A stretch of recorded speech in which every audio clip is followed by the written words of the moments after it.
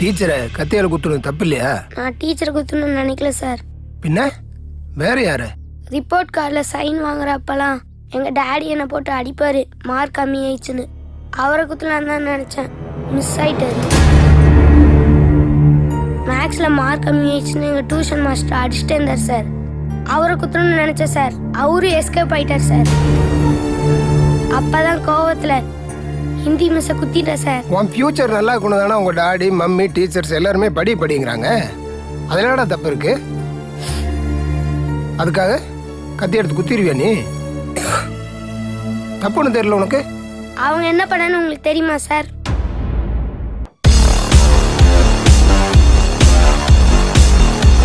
சயின்ஸில் நான் 100 மார்க் எடுத்தேன் சார். சயின்ஸ் மிஸ் என்ன பிரில்லியன்ட்னு சொன்னாங்க சார்.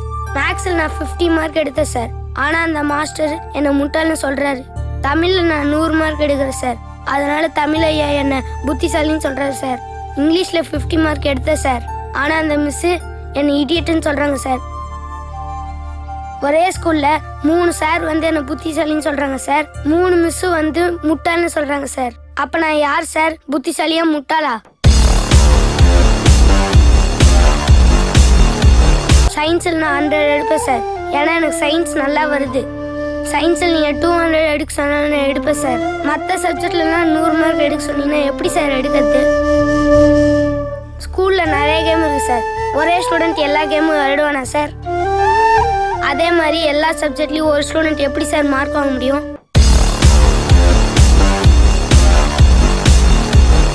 இப்போதான் உன் பிரச்சனை என்னன்னு எனக்கே தெரியுது. ஆமாம், உன் மாஸ்டரால் இவ்வளோ பிரச்சனை இருக்க ஹெட் மாஸ்டர்கிட்ட சொல்ல வேண்டியதானே? அவரே பிரச்சனை சார். அவரால் உனக்கு என்னடா பிரச்சனை? எங்கள் ஸ்கூல் பேக் இருக்குல்ல சார், அந்த வெயிட்டை தூக்கி பார்த்துருக்கீங்களா? நான் தூக்குனதில்ல, என் பசங்க தூக்கிட்டு போவானுங்க. அதான் நான் பார்த்துருக்குறேன். பாவமாக தாண்டா இருக்கும். ஆமாம், அவ்வளவு வெயிட்டாக வாடா இருக்கும் சார். செம்ம வெயிட்டு சார். முதுகுலாம் வலிக்கும் சார். அதனால அவ்வளோ வெயிட்டை தூக்காமல் இருக்கிறதுக்கு ஹெட் மாஸ்டர் கிட்ட போய் ஒரு சூப்பர் ஐடியா சொன்னேன் சார். என்ன ஐடியாடா? ஸ்கூல் ஓப்பன் பண்ணும்போது எங்களுக்கு 2 செட்டு புக்கு கொடுத்துருங்க. ஒரு செட்டு புக்கு வந்து நாங்கள் வீட்டில் வச்சுக்கிறோம், இன்னொரு செட்டு புக்கு வந்து கிளாஸில் வச்சுக்கிறோம். வெயிட் தூக்க வேண்டிய அவசியமே இல்லைன்னு சொன்னேன் சார். நல்ல ஐடியா தானே, இதை ஃபாலோ பண்ணலாமே. உங்களுக்கு தெரியுது சார் அது நல்ல ஐடியான்னு, ஆனால் அவருக்கு தெரியலையே சார். அட, எனக்கே அட்வைஸ் பண்ணுறியான்னு சொல்லி 2 நாள் முட்டி போடச்சார் சார். உனக்கு எந்த சாரையுமே பிடிக்காதா? ஒரு சாரை பிடிக்கும் சார். யாரா அது? ரமணன் சார். ரமணனா? அவர் எந்த சப்ஜெக்ட் எடுக்கிறாரு? அவர் வாத்தியார்ல சார். டிவில புயல் வரும் மழை பெய்யுன்னு கரெக்டா சொல்லுவார்ல சார், அவர்தான் சார் ரமணன். அவர் எதுக்குடா உனக்கு பிடிக்குது? அவர் சொல்றதுனாலதான் சார் ஸ்கூல் லீவ் விடுறாங்க.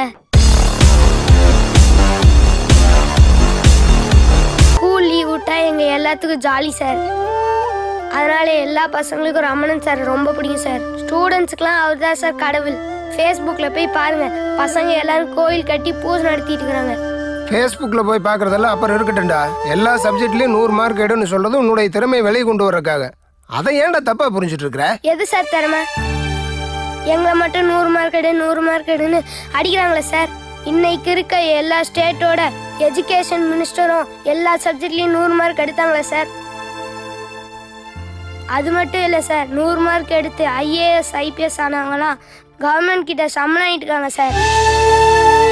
40 மார்க் 50 மார்க் எடுத்தவங்க ஃபெயில் ஆனவங்க இவங்கெல்லாம் அரசியல்வாதியாகி சம்பளம் கொடுத்துட்டு இருக்காங்க சார். எல்லா சப்ஜெக்ட்லேயும் 100 மார்க் எடுக்கிறோன்னா புத்திசாலிங்கிற சிஸ்டத்தை தூக்கி போட்டு உடைக்க சொல்லுங்க சார். இந்த எஜுகேஷன் சிஸ்டம் இப்படியே இருந்துச்சுன்னா ஸ்டூடெண்ட்ஸோட லைஃப் ரொம்ப ரிஸ்க்கு சார்.